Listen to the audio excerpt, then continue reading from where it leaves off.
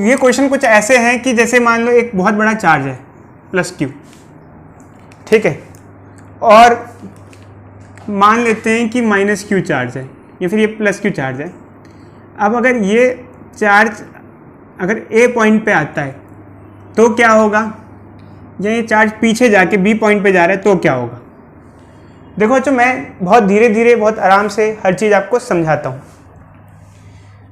ये जो +q charge है और ये एक बहुत बड़ा चार्ज है, तो ये चार्ज अपने आप A पॉइंट पे नहीं आएगा, ऑब्वियस सी बात है। अगर आप इसको यहाँ ले के आते हो तो इसके लिए हमें एक्सटर्नल वर्क की ज़रूरत होगी, क्योंकि हम फोर्स के अगेंस्ट ला रहे हैं। एलोरिका डिस्क्राइब करो इस चीज़ को। एलोरिका, हेलो, क्यों A पॉइंट पे लाने में हमें वर्क डन क्यों करना पड़ेगा, हमें क्यों वर्क डन करना पड़ेगा, एक्सटर्नल वर्क क्यों करना पड़ेगा, बोलो।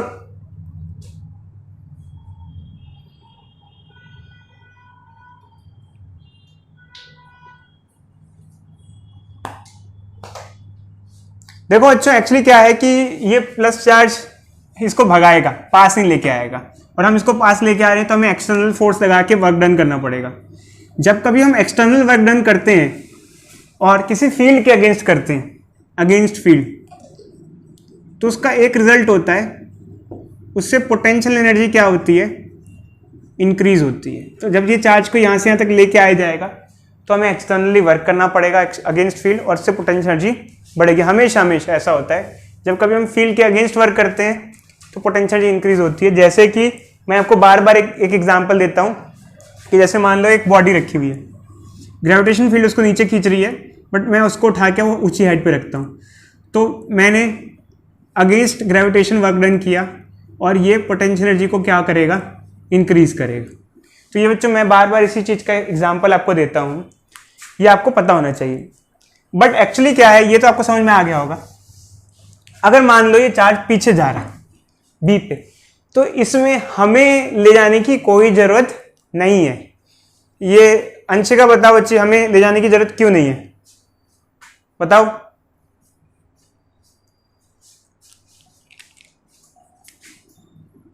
क्योंकि ये चार्ज इसको वैसे ही धकेलने के चक्कर में, तो यहाँ फील्ड वर्क डन करेगी, जो फील्ड है वो अपने आप इसको पीछे भगा देगी।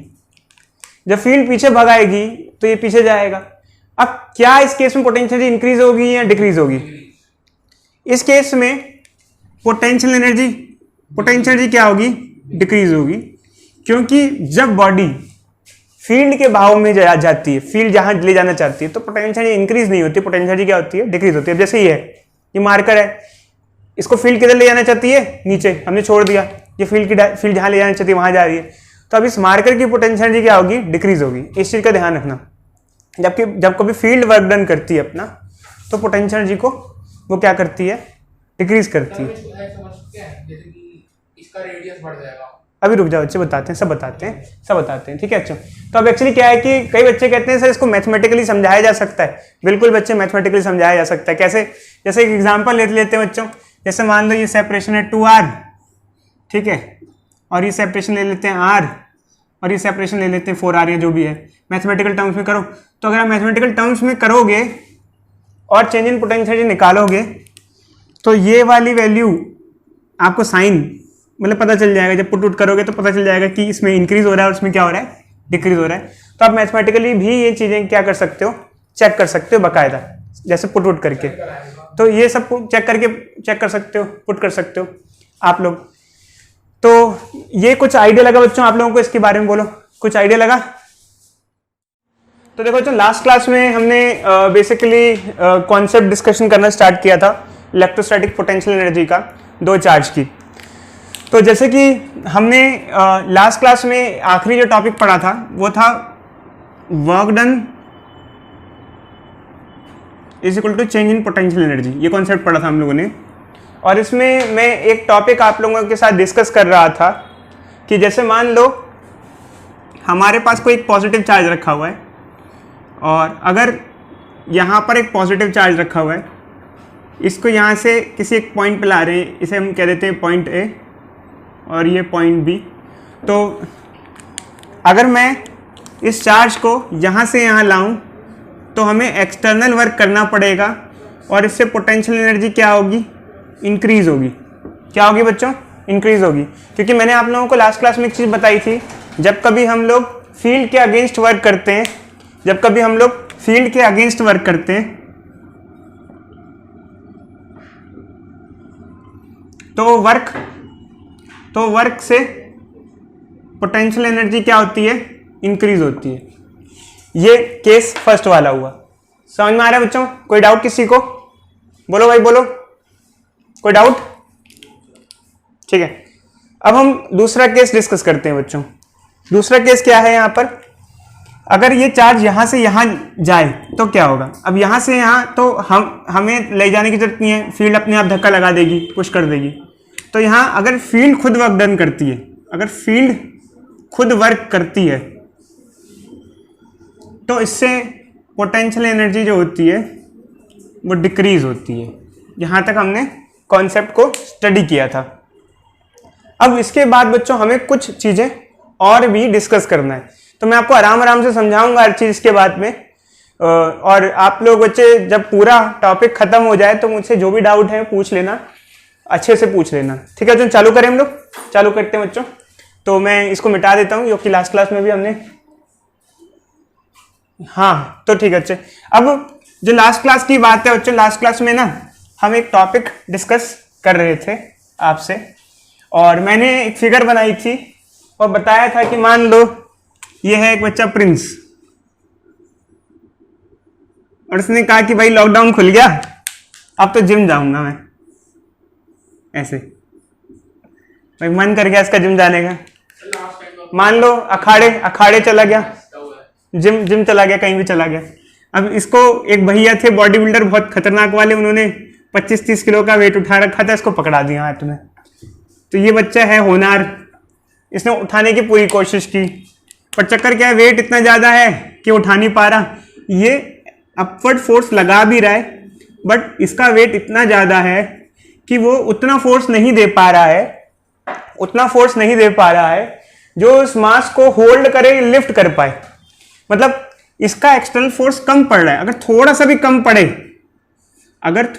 कम पड़े, बताओ प्रिंस क्या होगा बच्चे? अगर आप उतना नहीं कर पा रहे हो, मान लो थोड़ा सा भी आप नहीं कर पा रहे हो, तो मतलब अगर आप उसको रोकने की कोशिश कर रहे हो, होल्ड कर रहे हो, बट बहुत भारी है, तो फिर भी आप रोकने की कोशिश भी करोगे तो भी वो ऐसे ऐसे जाने लग जाएगा, ऐसे बड़ी मुश्किल से वो भी फिर भी नीचे जाने लग जाएगा।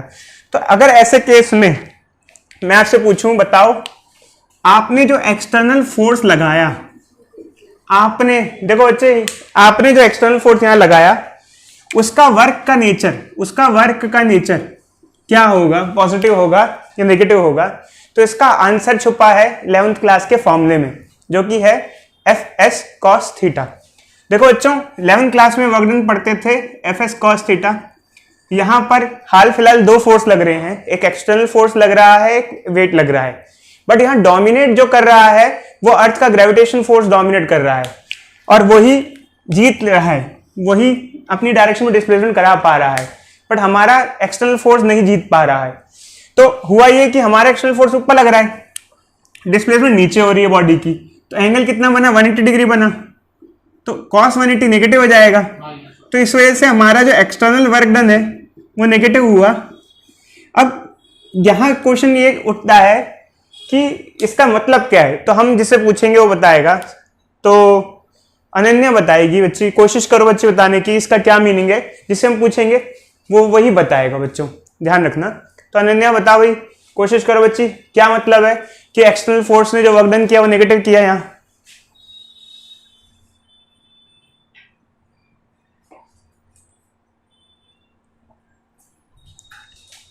अंशिका थोड़ा अच्छी सोचो, कुछ और डिफरेंट जो आपको थोड़ा सही लगे और सही लगे, इसको लेके बताओ।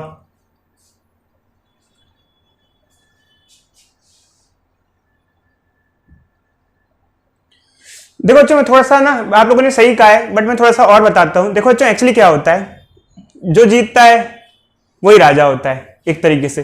तो एक्चुअली फाइनली बॉडी की डिस्प्लेसमेंट नीचे हुई, मतलब बॉडी नीचे जा रही है देखा जाए, और हम बॉडी को नीचे नहीं जाने दे रहे हैं, हम बेसिकली बॉडी को नीचे नहीं जाने दे रहे हैं, तो हम डिस्प्लेसमेंट्स के अगेंस्ट, जो जिस डायरेक्शन में डिस्प्लेसमेंट हो रही है उसके अगेंस्ट काम कर रहे हैं, तो हमारा वर्क नेगेटिव वर्क कहलाएगा, क्योंकि बॉडी अगर नीचे डिस्प्लेस हो रही है। ऑब्वियस सी बात है, देखो तो नीचे अपवर्ड डाउनवर्ड का कोई कहानी नहीं है, मेन बात यह है कि हम जो हो रहा है उसको नहीं होने दे रहे हैं, जो चीज हो रही है उसको नहीं होने दे रहे हैं। क्या चीज हो रही है? बॉडी नीचे जा रही है, हम उसको होने नहीं दे रहे हैं, कोशिश, हम रेजिस्ट करने की कोशिश कर रहे हैं। वी आर हेयर रेजिस्टिंग, अर्थ उसको नीचे ले जा रही है बट हम उसको रेजिस्ट कर रहे हैं। अगर हम डोमिनेट कर जाते तो बात अलग थी कि हमारा वर्क पॉजिटिव हो जाता। देखो अच्छी जिंदगी में एक चीज ध्यान रखना, भले ही मान लो दो लड़कों की कहानी है, एक लड़का भले ही कुछ उटपटांग ज्ञान देता रहता हो, उटपटांग कहानी बताता रहता हो, बट अगर मान लो वो फर्रे वर्रे चला के भी टॉप कर जाए ना, तो लोग सुनते उसी की हैं, क्योंकि उनको लगता है ये सच में कुछ बढ़िया करता होगा। तो कहने का मतलब ये सीधे सीधे बच्चे, जो जहां डिस्प्लेसमेंट हो रही है, जैसे ये वो फाइनली बॉडी की डिस्प्लेसमेंट नीचे हो रही है, हम उसको रेजिस्ट कर रहे हैं, हम उसके अगेंस्ट काम कर रहे हैं, तो हमारा जो वर्क डन है वो अगेंस्ट हुआ, तो इसलिए हमारा जो वर्क डन हुआ वो नेगेटिव वर्क डन हुआ। खैर डिटेल डिस्क्रिप्शन में पढ़ने की कोई जरूरत नहीं है बच्चों, मेन बात तो ये आप मैथमेटिकली भी सोच सकते हो, क्योंकि मैथमेटिकली भी सफिशिएंट है। अगर देखो तो हमारा फोर्स ऊपर लग रहा है और डिस्प्लेसमेंट नीचे हो रही है, तो हमारा वर्क डन जो हुआ वो नेगेटिव हुआ। बट यही अगर मैं आपसे पूछूं कि ग्रेविटेशन फील्ड ने, क्योंकि यहाँ एक वर्क नहीं हो रहे हैं, दो वर्क हो रहे हैं। जब हम लोग 6th चैप्टर में 11th क्लास में वर्क डन पढ़ते थे तो हम ये कहते थे बच्चों कि कई बार आप सोचते हो वर्क डन होता है F S cos theta, work done होता है F S cos theta, but ये नहीं कि किसी एक सिचुएशन में एक ही वर्क हो रहा हो। जितने भी फोर्सेस हैं वो अपना अपना वर्क करते हैं।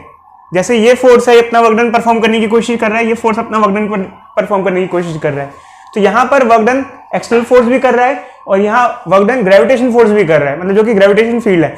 अगर मैं आपसे पूछूं जैसे work done by external force क्या होगा, तो आपने बताया नेगेटिव, और अगर मैं बोलूं वर्क डन बाय फील्ड क्या होगा, ग्रेविटेशन फील्ड क्या होगा, तो उसका आंसर क्या रहेगा आप लोगों का? Work done by gravitation force या फील्ड पॉजिटिव होगा, क्योंकि ग्रेविटेशन फोर्स नीचे लग रहा था, वो उसने डिस्प्लेसमेंट भी नीचे करा दी। अगर दोनों नीचे है तो एफ एस कॉस थीटा लगाओगे, F S cos theta angle 0 हो जाएगा, कॉस 0 1 हो जाएगा, तो ये आंसर आ जाएगा। तो इससे वर्क डन जो होगा हमारा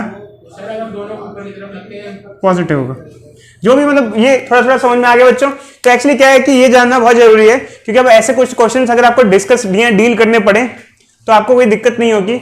मैं भी आपको बताता हूँ बच्चों, ठीक है। अब ये जो चीज है ये हम एक क्वेश्चन के बेसिस पे आपसे पूछते हैं कि आपको कितना समझ में आया, क्योंकि एक्चुअली क्या है कि यहाँ तो आपको समझ में थोड़ा बहुत आ गया होगा। एक मिनट रुक जाओ बच्चे, एक मिनट रुक जाओ, क्वेश्चन दे दें फिर लेंगे क्वेश्चन।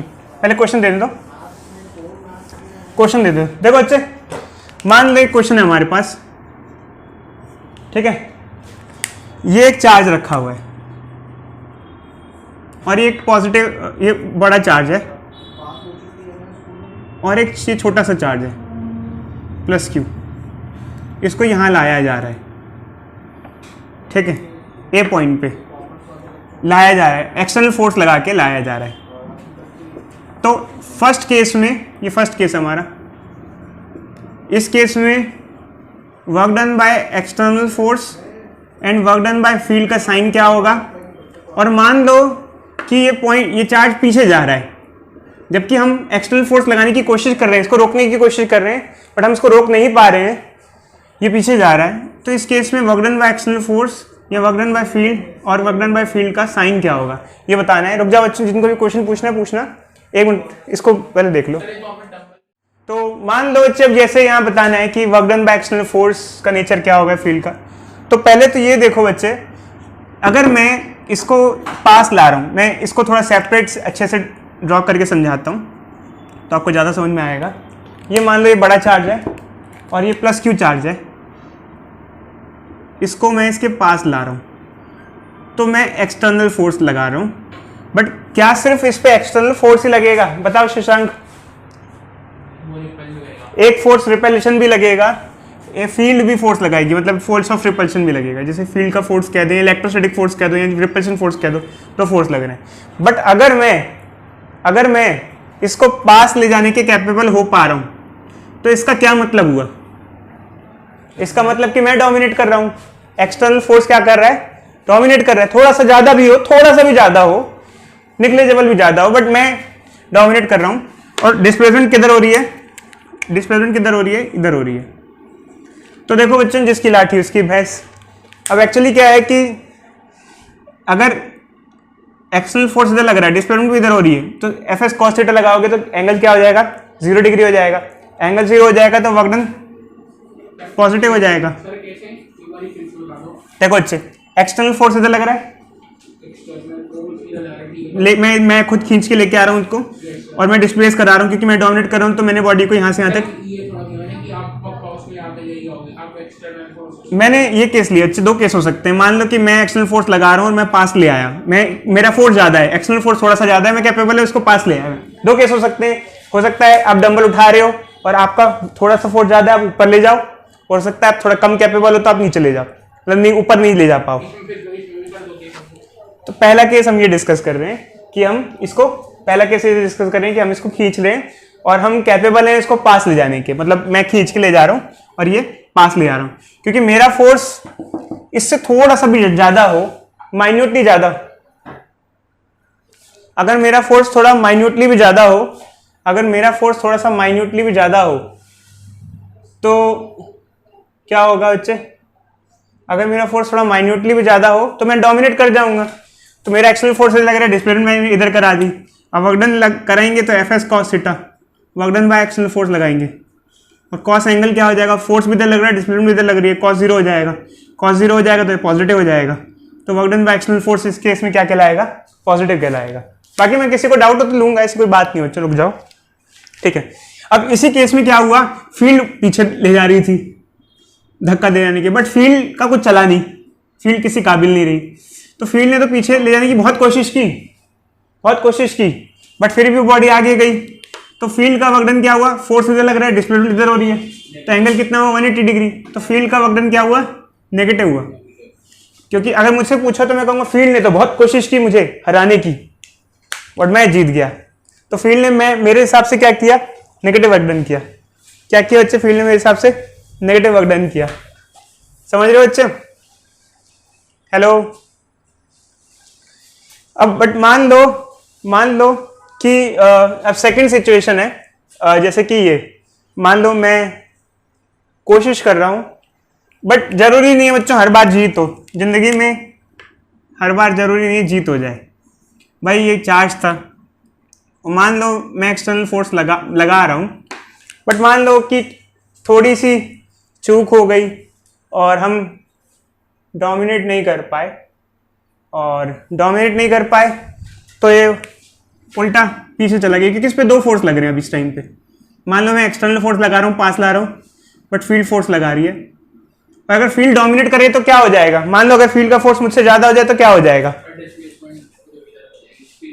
तो बॉडी किधर भाग जाएगी? तो बॉडी पीछे भाग जाएगी। ठीक है बच्चों, और बॉडी पीछे भाग गई, इधर चली गई, पीछे चली गई, तो डिस्प्लेसमेंट किधर हो जाएगी? इधर हो जाएगी। अब इस केस में भाई कौन जीता? इस केस में हम हार गए, क्योंकि हम कोशिश कर रहे थे बट बॉडी उधर गई। तो फील्ड का फोर्स इधर लग रहा है, डिस्प्लेसमेंट भी इधर हो रही है, तो वर्क डन बाय फील्ड क्या हुआ? क्योंकि जिस फोर्स की डायरेक्शन में डिस्प्लेसमेंट होती है उसको पॉजिटिव वर्क कहते हैं, क्योंकि फोर्स भी इधर लग रहा है, डिस्प्लेसमेंट भी इधर लग रही है, एंगल क्या हो जाएगा? 0 हो जाएगा। तो इसका वर्क डन पॉजिटिव होगा, और हम फोर्स इधर लगा रहे हैं बट डिस्प्लेसमेंट हमसे उल्टा हो रही है, तो हमारे फोर्स में हमारा फोर्स इधर लग रहा है और डिस्प्लेसमेंट इधर हो रही है, तो एंगल हमारे हिसाब से कितना हुआ? 180। तो हमारा वर्क डन क्या हुआ? नेगेटिव हुआ। तो देखो यहाँ पर जैसे कि मैंने आपको पहले ही बताया था कि ये क्वेश्चन कंजर्वेशन ऑफ एनर्जी पे बेस्ड है, मैंने आपको पहले ही बता दिया था। मैंने क्वेश्चन में दिया है कि हमारे पास 2 चार्ज हैं, एक पॉजिटिव और एक नेगेटिव, इक्वल चार्जेस हैं और मास भी इनका सेम है, और पहले दोनों रेस्ट पे रखे थे, फिर इनको फ्रीली छोड़ दिया। जब ये फ्रीली छोड़े जाएंगे तो एक दूसरे के टूवर्ड्स इलेक्ट्रोस्टैटिक अट्रैक्टिव फोर्सेस के चक्कर में ये मूव करेंगे। तो बेसिकली अगर हम बात करें तो यहाँ पर हम कंजर्वेशन ऑफ एनर्जी लगा सकते हैं। देखो बच्चों, कोई बच्चा मुझे बताएगा कंजर्वेशन ऑफ एनर्जी कहाँ वैलिड होती है, कहाँ वैलिड होती है? कंजर्वेशन ऑफ एनर्जी की हम बात करें तो वैलिडिटी कहाँ है उसकी? तो कहाँ वैलिडिटी नहीं है कंजर्वेशन ऑफ एनर्जी की? बोलो बच्चों, बोलो। देखो बच्चों कंजर्वेशन ऑफ एनर्जी हर उस जगह वैलिड है, ये कंजर्वेशन ऑफ टोटल एनर्जी हर उस जगह वैलिड है जहां फ्रिक्शनल लॉसेस नहीं है। तो यहां हम देख रहे हैं यहाँ पे फ्रिक्शन लॉसेस नहीं है, ये बॉडीज एक दूसरे के टुवर्ड्स मूव कर रही हैं चार्जेस, और यहाँ फ्रिक्शन लॉसेस नहीं है। कंजर्वेशन ऑफ एनर्जी ये कहता है कि अगर कोई एनर्जी लॉस नहीं हो रहा है किसी सिस्टम में, तो जितनी टोटल एनर्जी रहेगी इनिशियली उतनी टोटल एनर्जी रहेगी finally. Total initial energy is equal to total final energy. ये हम 9th क्लास में भी पढ़ते थे और ये हमने 11th क्लास में भी पढ़ा था। टोटल एनर्जी क्या होती है बच्चों? Sum of kinetic energy plus potential energy, ये, और ये भी क्या हो जाएगा? Sum of kinetic energy plus potential energy. अब हम आगे की बात करें तो इनिशियल काइनेटिक एनर्जी दोनों की क्या होगी बच्चों? पहले दोनों चार्जेस की क्या काइनेटिक एनर्जी होगी? बोलो बच्चों बोलो। काइनेटिक एनर्जी इनकी होगी 0 क्योंकि v 0 है, क्योंकि दोनों ही चार्जेस हमारे रेस्ट पे हैं, तो दोनों ही चार्जेस रेस्ट पे इनिशियली, तो दोनों ही चार्जेस की वेलोसिटी 0 है, ये भी रुका हुआ है ये भी रुका है, तो इनिशियली दोनों की काइनेटिक एनर्जी क्या होगी? 0 होगी। बट दोनों की पोटेंशियल एनर्जी क्या होगी? भाई पोटेंशियल एनर्जी का फॉर्मूला क्या होता है?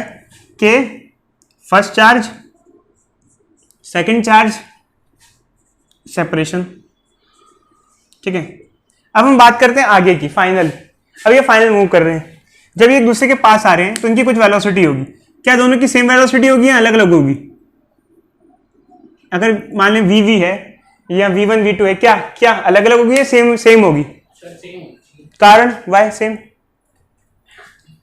सर क्योंकि चार्जेस के मासेस भी सेम है, चार्ज भी सेम है और मास भी सेम है। अच्छा मुझे एक चीज बताओ बच्चों, अगर चार्ज सेम होते और मास सेम नहीं होते तो जरूरी नहीं है वेलोसिटी सेम होती।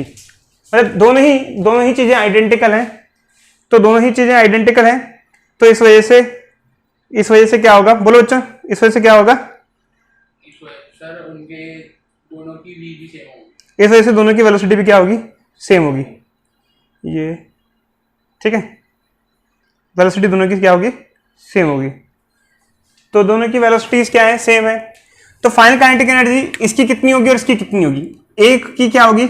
Half mv²। और क्या सिस्टम में सिर्फ एक ही चार्ज है? नहीं, 2 चार्ज है, एक ये और एक ये। तो हमें टोटल निकालना है, टोटल सिस्टम, क्योंकि सिस्टम है 2 से मल्टीप्लाई करें, दोनों को ऐड कर दो।